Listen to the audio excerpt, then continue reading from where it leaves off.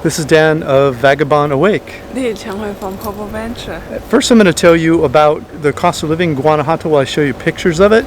And then after that, Cheng and I are going to talk about our favorite things about Guanajuato that we love. This is my retire early on $1,240 per month in Guanajuato, Mexico report. After I quickly describe the cost of living in Guanajuato, Cheng and I will discuss why it is one of our favorite places in Mexico to live. Mexico is presently open to the world when much of the world is closed due to coronavirus, so this is actionable information. In fact, we are in another part of Mexico now, the state of Oaxaca, Mexico, enjoying beach life as I type this. I'm showing you some of the pictures I took while exploring Guanajuato as I discuss it with you. Guanajuato is one of my top 5 favorite cities in Mexico to retire early for cheap. Here is a link to my ordered ranking of my top 10 retire early places in Mexico. At the end of this video, I'll share a link to my webpage that has all the information in writing that I'm discussing with you presently. We were last in Guanajuato, Mexico 2 years ago, so I decided to research and update my estimated cost of living data to see if prices have changed. Here's a Google map of the best area to stay in Guanajuato, marked in red. That's a clickable map on the webpage, and so you can get a closer look. We rent Airbnb apartments in the Central Historical District when we visit highland cities like Guanajuato in Mexico.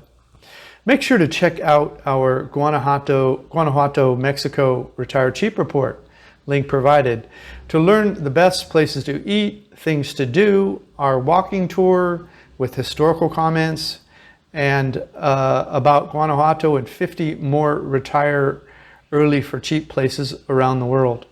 So I decided to check what I could book an apartment for today to see if prices have changed.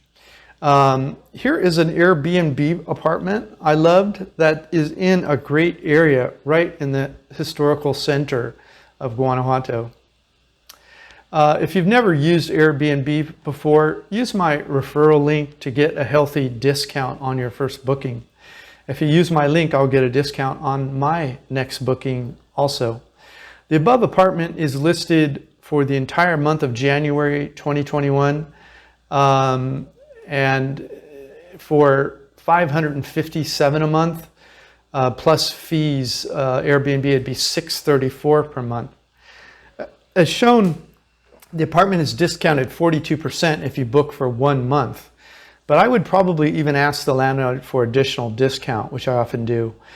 But in one of the photos for the listing, I noticed a sign in front of the apartment in one of the photos. The sign reads, Casa Renacida. So I decided to check on Google to see if the apartment is also listed there. This rarely happens, but I Googled Casa Renacida, Guanajuato, Mexico, and the following apartment listing came up. And so it looks like the same apartment in the same neighborhood, and the pictures are even the same. Since the Google link includes the phone number of the landlord, I could even contact them directly and try to get the apartment at a reduced price and potentially avoid some booking fees. So in my cost of living estimates below, I'll assume I can get the apartment for $550 per month. If I booked longer than a month, I would offer even less. So this apartment would be ideal for me because it's just a few blocks from my favorite spot in Guanajuato, Jardin de la Unión, or the Union Garden, just across the street from the Teatro Juárez, or the Benito Juárez Theater, which is, in my opinion, one of the most beautiful buildings in the city. Okay, updated cost of living for 2020. If we were to rent the above apartment in Guanajuato for the month of January 2020, and we had the following additional expenses for groceries, local transportation, restaurants, alcohol, smartphone, tours and tips, this would be our estimated cost of living in Guanajuato. The table is on the webpage, you can look at it, but it would run us for 2 people $1,240 a month. as an estimate. That's $620 per person. Make sure to audit our expenses above and add any additional expenses that you would have living here not listed in the table.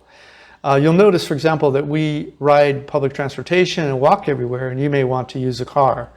So go to Numbeo for Guanajuato and add any expenses to the table that you would have if you lived here. This is Dan of Vagabond Awake. Please like this video, comment, or subscribe. Any of that would help our business. We'd sure appreciate it. Thanks so much. So what did you love about Guanajuato?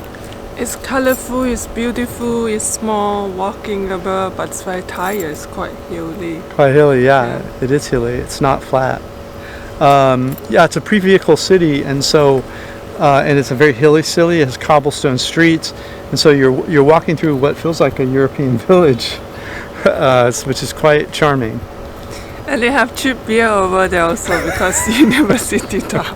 Yeah, it's a university town. There's cheap beer. There's a lot of arts and theater and all that associated with the university town, plus the intellectual dialogue in a university town is more interesting than it would be in a regular small town. And they have a nice food also, Middle East food, the falafel. Yeah, seems like they had foods from all over the world there. A lot of the university students come to go to school there from different parts of the world, and they stay in open restaurants. So it seems like there's more international foods there than other parts of Mexico. The other thing I noticed is that it's quite temperate. It's very high elevation-wise, and so the temperature, the hottest part of the year gets up to about 88, but much of the year it's much cooler than that. The rest of the year the temperatures stays in the high 70s and low 80s.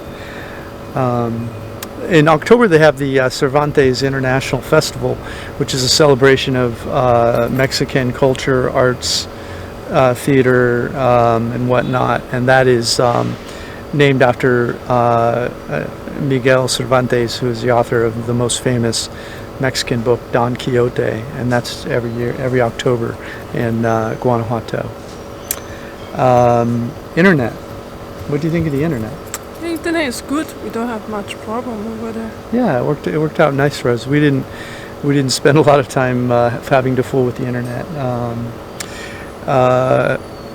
We've already talked about the live music and all the nightlife, and everything is great in that town. And they have a big grocery shopping over there also, so Yeah, all the foods of the world are there. I mean, not everything, obviously, but there's a lot of great choices for a town that size. Also, it's worth mentioning that it's a very compact city center, because most of the historical city center was built at the time that the Valencia mine was open and running. The Valencia mine was the largest silver mine in the world. It produced 2/3 of the world's silver for over 200 years, which made Guanajuato one of the wealthiest cities in Mexico for 200 years. And that's why the buildings there are the most amazing buildings that you see in Mexico. They also have the museum of the zombie, not the zombie, the dead body. The dead body, yeah. It's inside, and then it's crazy. It's so sad. Yeah, I don't know that I'd recommend that, honestly, to go to, but it was bizarre, wasn't it? Yeah, it's not recommend, but just let you know they have this weird thing over there. Yeah, so there was something about the soil where the bodies don't decompose. It's more like they petrify or something, and they're standing them up in this museum.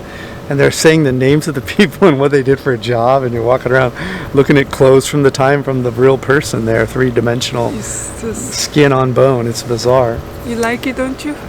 No, it's not my thing. But one thing I really loved about it was when you're walking around Guanajuato, there's these, since so much of it was built so long ago and there was so much money there, they have these fountains in these like little miniature city centers everywhere, where they'll have a fountain in the middle with restaurants and coffee shops around it, where you can just sit around and chat all day with benches, and it's a very enjoyable city to be in. Yes. And Chung's also mentioned, and it's one of the more colorful cities. And there's mountains around it, so you can climb up into the mountains and look down into the color. And there's like one house would be yellow, then pink, then blue, just a lot of crazy colors there. So yeah, it's very colorful. Very colorful, and Gosh, I guess the only other thing I noticed about is a lot of the city is subterranean. They had to build all these tunnels under the city because there was flooding problems for many years, and they got rid of the flooding problems and they put roads under it. So it's a very quaint city because you're not having to deal with cars driving around you and honking at you all the time. My goal is to make this channel better every day, but I need your help. Please leave your new topic ideas, your criticism, and other thoughts in the comments. This is Dan from Vagabond Awake, the YouTube channel for Vagabond Buddha. The world is your home. What time will you be home for dinner? Thanks for watching our video. Click the link in the notes below this video to get a copy of this content. Plus, grab a free copy of my ebook, How I Fired My Boss and Traveled the World for 13 Years. While you're there, check out our catalog of retired cheap reports all over the world and our hobby income course that we just released. Thanks so much.